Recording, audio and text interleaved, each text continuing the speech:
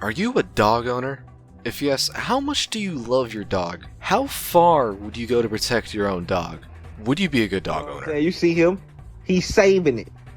He's saving it for me. He's running it through the algorithms. Whatever the case, the game that some people call a first-person Silent Hill, Lost in Vivo, just might interest you.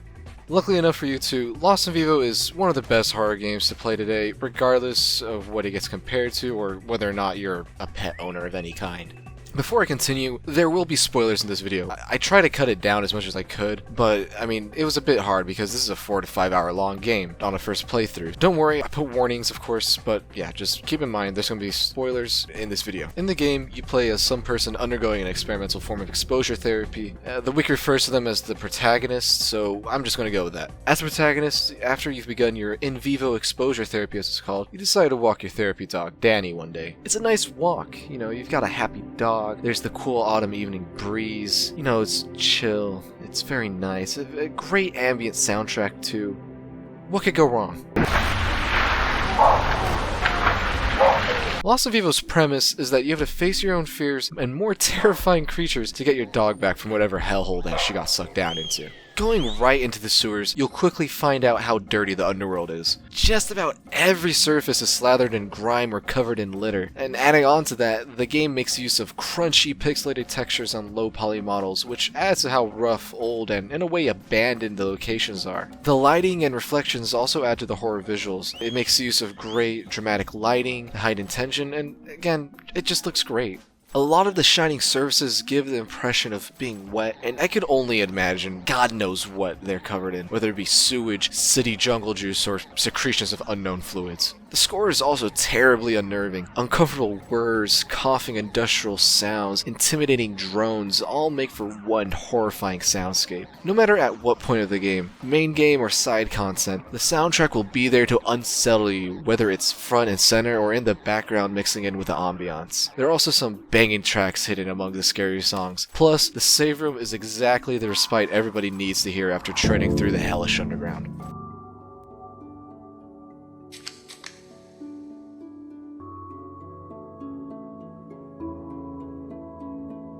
As for the sound design, it's just as amazing as the soundtrack. Seriously, Lost in Vivo never skimps in the audio department and succeeds exceptionally well with the terrifying monster noises, heavy weapon sounds, and other wonderful audio bits. The art style, sound design, and music overall give a perfect amount of uneasiness needed for the locations.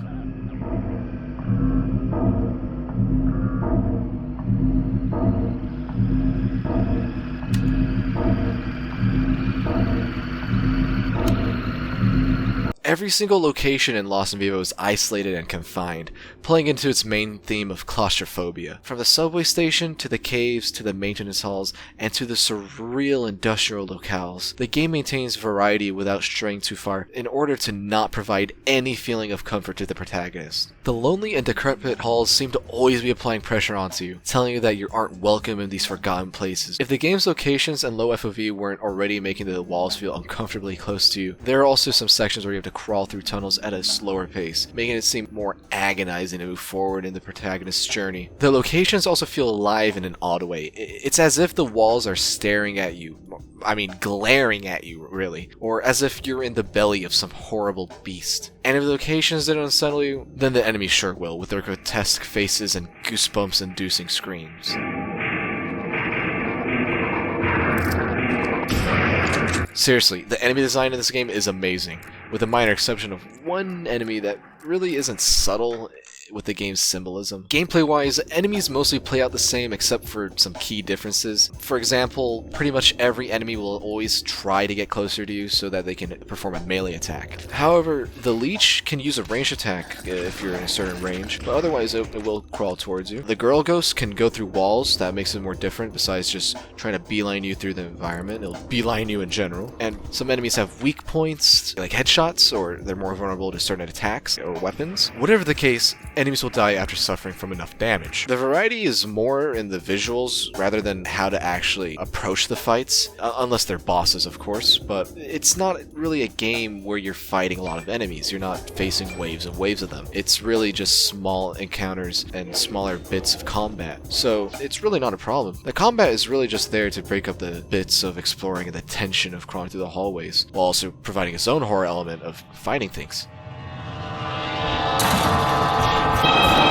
Lost in Vivo, it's a simple game to pick up and play. Like, to be honest, there's no lying about that. You walk around, explore, solve the occasional simple puzzle, shoot at some nightmares, and manage your ammo. You know, typical survival horror stuff. It's done very well. Like, exploring isn't really boring. The simple puzzles break up the walking, but the exploration itself has enough tension and paranoia to keep you on your toes, but also doesn't stretch on for too long so that, you know, the urge to pull out your gun happens. I want to point out something that I think is really, really good about Lost in Vivo. Besides just like the art style and the locations making the player feel small and oppressed, even the combat enforces how weak the protagonist is. The pistol, let's start with that. From what I assume, it's a Ruger Mark IV, and when you first get it, it's pretty obvious that the previous owner was pretty negligent about how to handle their gun or how to treat it. And besides being a gun in poor condition, that gun is chambered for 22 long rifle caliber ammo. I'm not sure about you, but I feel way more powerful and comfortable defending myself with a typical 9mm pistol I find myself in most video games, rather than a 22 long rifle pistol. And to add on to this, the shotgun, the iconic weapon of power in almost every video game, is brought down to the same level as the fucking pistol, because the shotgun, get this, shoots salt rocks. It doesn't shoot buckshot, not even birdshot, but it shoots salt rocks. It doesn't sound as deadly as buckshot. And it's great! It's these little details that just add to like how not powerful the protagonist is. And I love that about this game. So combat, very well done in not just enjoyment, but just atmosphere and mood and how you're supposed to feel not very powerful at all. But it doesn't stop there. Lost in Vivo has moments where it literally is straight up messing with you. Heads up for some minor spoilers, so please really skip this little part of the vid, since seriously, as minor as these may seem, it is so important that you go in blind. If you don't go in blind and you know this, it just won't work as well, and you might even find it gimmicky if you know this going in. So yeah, please skip to this timestamp, and yeah, I'm going to talk about this now. At one point in the game, you've got some lockpicks, and you try to pick open the lock to this certain door to leave the area, to continue the game. Even if you collect every single lockpick, this door will not open. You won't be able to pick its lock. So if you get the idea to double check every room, like, okay, I gotta go look for some lockpicks, as soon as you're walking away, back turned, the door creaks open, and it's just goosebumps. Let me give some more examples. There's also a point in the game where it fakes a Unity game engine error, making you pick up a dead body as an item. And that quote-unquote item is quote-unquote glitched out again later in the game to provide another great horror sequence. Then there's also the fake broken save room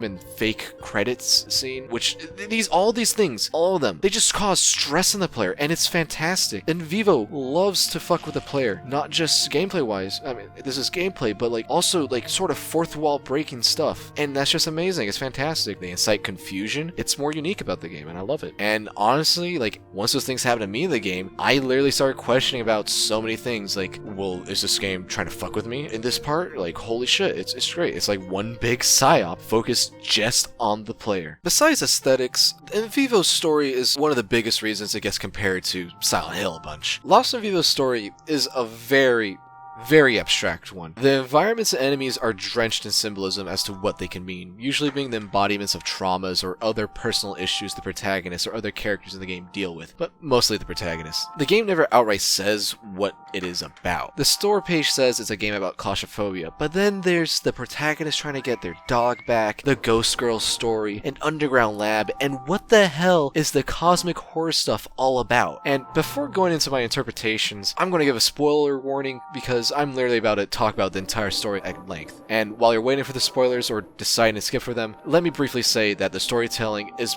pretty good. Like, it's great. I can only say good things about it. The environments do fantastic jobs at presenting the themes while providing information that make the player speculate about what's happening. This game is abstract, cryptic, and hallucinatory. And Vivo presents things to you, and you must decide if either you should take them literally, try to uncover hidden meanings, or see it as something that didn't happen, as a way for the game trying to play tricks on you, like if it's some sort of fever dream. Now, let's finally dig into this. It's going to be long. I'm going to go into each location in order, so grab a drink or a snack. This will take a while. Beginning with this first subway, the Royal Phantom subway station. This area it's pretty much an introduction to things, like the protagonist meets the supernatural here and learns about this long forgotten part of town. However, there are 3 important things to take away from this area. The first being the constant posters about weight loss, the deformed ghost girl, and this fucker who took Danny. Besides that, there's not much else to talk about without going into the second area. Hey, future self here, and believe it or not, I actually have one thing I wanted to add before moving on to the next area. So as you're leaving the Royal Phantom subway, as you get on this train, there's actually a pair of shoes at one of the entrances to one of the carts, and on the shoes is a yellow ribbon. And while editing this, I noticed that, and I was like, huh. I mean, I stared at that while playing, but like I never really thought anything more of it. And then I was like, yellow ribbon. I mean, like there's pink ribbon for breast cancer and so on. So I wanted to know what that was awareness for. And besides a myriad of things, yellow ribbons can also be for suicide scenario, which is going to be very, very relevant to what I'm about to talk about next. The next area the protagonist explores is an older abandoned train station called Grand Bulimic Avenue. Not really subtle in its name, but it ties into the previous area's imagery of weight loss posters. In both stations, you find notes that were written by Jane Expiravit, a girl that suffered through a battle with a body dysmorphic disorder that spawned an eating disorder called bulimia, which overall caused Jane to have severely low self-esteem and confidence. Grand Bulimic Avenue and the first train station are really about Jane. The enemies are dedicated to her, with the ghost girl being her, and the mirror enemies being symbols about self-image, and Grand Bulimic Avenue even has a puzzle dedicated to Jane. This then leads to the question, why is the protagonist going through here? Like, they're just looking for their dog. What is this all about? What the hell is this here for? The most popular theories about this are that Jane was either a friend or family of the protagonist, or Jane was another person getting therapy at the same place as the protagonist. Regardless, after completing the puzzle in Grand Bulimic Avenue, the protagonist finds a baby that once belonged to Jane. I believe this is strong evidence that the protagonist knows Jane's in some capacity. In the notes that Jane left, a person came into her life and made her feel happier. It was great. This person even wanted to help her with her body dysphoria. She even became pregnant with their child. They had a very extensive and intimate relationship. Yet, around the time of Jane's pregnancy, the person in her life became less pleasant to her. Jane even claimed that this person called her ugly and didn't want to be around her anymore. Now that she felt unwanted in this world and blamed all of this onto her unborn child, Jane killed herself.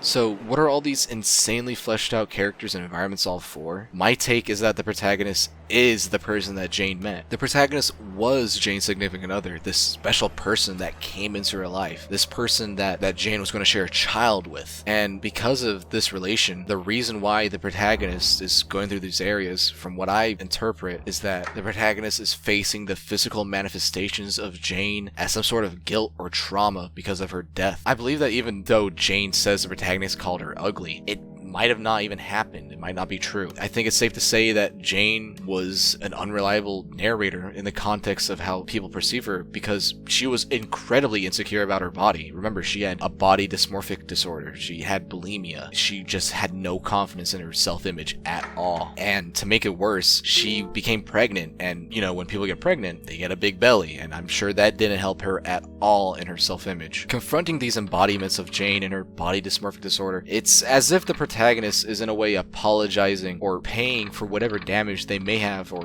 may have not caused to her, or feel that they have caused to her. I say this because after completing Initiacy Surf, you can find a note from Jane saying that a person had shown her the light and put her to ease, put her to rest even though it had hurt her at first. This note coincides with how, at the end of the first subway station, the ghost girl enemy comes out of a wall and moves towards a light while screaming in agony and fading away. It's as if Jane is being put to rest, like that memory of her. I mean, the next time you meet Jane is her ghost. She even saves your life. I also want to add to the fact that the player completes the puzzle in Grand Bulimia. How the protagonists themselves completing it is as if they're personally helping Jane grow more confident in her appearance and overcoming her body dysphoria. Even more so, after that puzzle is completed and when the protagonist finds the limbless fetus that belonged to Jane, whether or not the player picks it up, leaves it, or even kills it, this fetus from now on appears for a brief moment in every save room, as if it was a haunting memory for the protagonist. And I know I just added that, but I want to add something else, which I think is a bit more interesting. So, as I mentioned earlier, this gray figure, this fucker that stole Danny, that you see in the Royal Phantom subway, they're known as Virgil in the game. They're presenting as an angel that seems to be the one to cause the protagonist to ensue on this whole journey in the underworld. I mean, they have the dog. And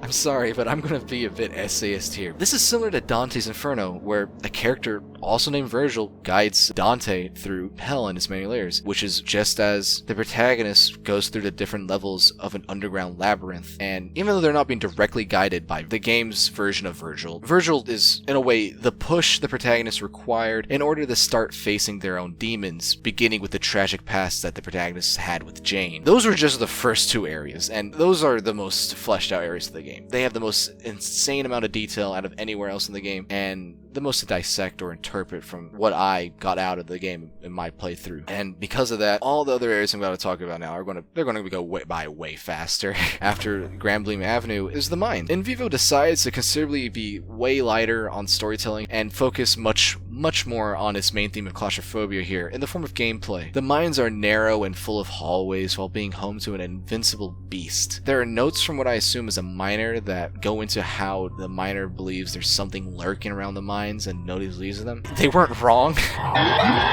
It's a nice break from the previous areas that were heavy in symbolism so much. So that's really it about the mines. It's just a nice break, being more focused on gameplay than story, and it's a nice area. After the mines is the lab. Here is where In Vivo shows more of its cosmic horror side of things. Here the game establishes the existence of Sotiris, or Citrus, however you pronounce it. They're a horrifying beast that demands the eyes of creatures and has a fondness for rats. And then there's also the eldritch great god Bayagatoth. The fact that the area showcasing more of the cosmic horror elements is an abandoned lab is great. Even well-educated men of science were driven away by the horrors that the protagonist finds himself going up against, which creates a greater feeling of danger, and it just adds so much more to the hopelessness of the situation that the protagonist finds themselves in. Next, once out of the labs, the protagonist finds themselves entering the Siren Slayer. This is another callback to the theme of claustrophobia, since this area is mostly tight hallways, but this time the main objective is to destroy 3 different manifestations that the protagonist brings. These manifestations, they don't damage you at all. They're considered enemies by the game, but the only way they damage you is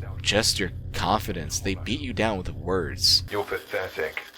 You need fear to motivate you.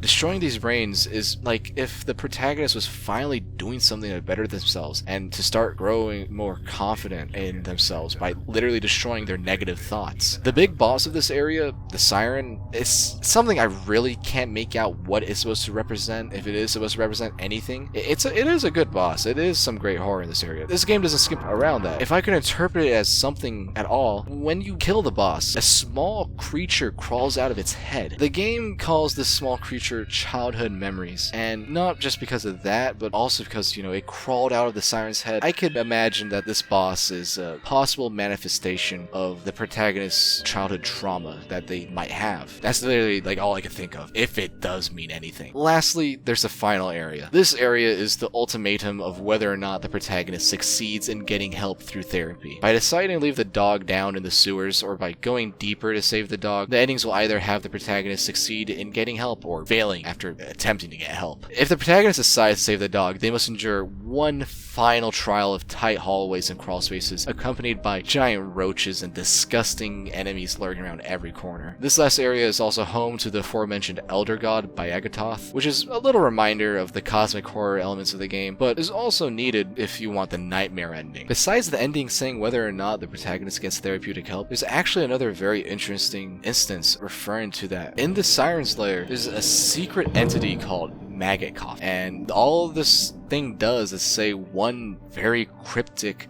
but also very important line of dialogue. A girl lost from self-image and doubt. A boy was lost with paranoia in his hideout. Another soul watched them, lost as well. They fall down to the 7th hell. In the 2nd ring, they fought their own fear, in the guise of fighting their pet most dear. So, the girl's Jane. The boy is most likely that paranoid miner from the mines, and the other soul is most likely the protagonist. When putting this line into the context of how Dante's Inferno is similar to the protagonist's journey, the two lines about the 7th hell and the 2nd ring are most likely referencing the 7th circle of hell and its 2nd ring, the Wood of Suicides. The Maggot Coffin said, in the 2nd ring they fought their own fear in the guise for finding their pet most dear, which I interpret as the story being summarized, as even though the protagonist is searching for their dog, they're actually confronting their fears, traumas, regrets, and guilt in the process. Hell, you don't even need the secret to tell you that. Look at Danny. Danny is literally a therapy dog. Chasing after the therapy dog is as if the protagonist is wanting to better themselves through the help of therapy, which is what the game starts with in the short dialogue between the therapist and the protagonist. God, this game has so much to find, deconstruct, and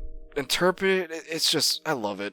I love it so much. At the end of the day, Lost in Vivo's story is very enthralling to dissect and uncover as you play through it. The abstraction of its symbols and the great environmental storytelling make for a very compelling playthrough that will create countless of theories, questions, and interpretations. If this were a normal review, I'd put in some nitpicks around this part, or like issues with the game, but there really isn't much to complain about. This game is well optimized. I didn't really find bugs. I broke the game once, but that was like in an optional side area that really doesn't break the game for you. It wasn't that big of a deal. The game is never too unfair, and it was overall just a very good experience that also offers replayability with how short it is, the multiple endings, New Game Plus, and the vast number of secrets and side content to collect or discover. Okay, if I could really say something that was something I disliked, it was a bit odd not being able to change my graphics settings mid-game. I had to do all that in the main menu. I don't know if that's like a retro thing to apply more to like the PS2 aesthetic or whatever, but I found that a bit odd and it was a bit annoying at times. But yeah, really nothing bad I can say about this game. I really can't recommend this game enough, especially to anybody into horror games. You can grab the game for about $12 USD on Steam or for $10 on itch.io, which is, in my opinion, both of these prices are it's just criminally underpriced for the quality found in this game. I'm excited for Kira's next game, Lunacid. It looks really cool. Kira's a creative as hell person. And I might even try out Spooky's Jumpscare Mansion now that I've thoroughly looked through Lost in Vivo.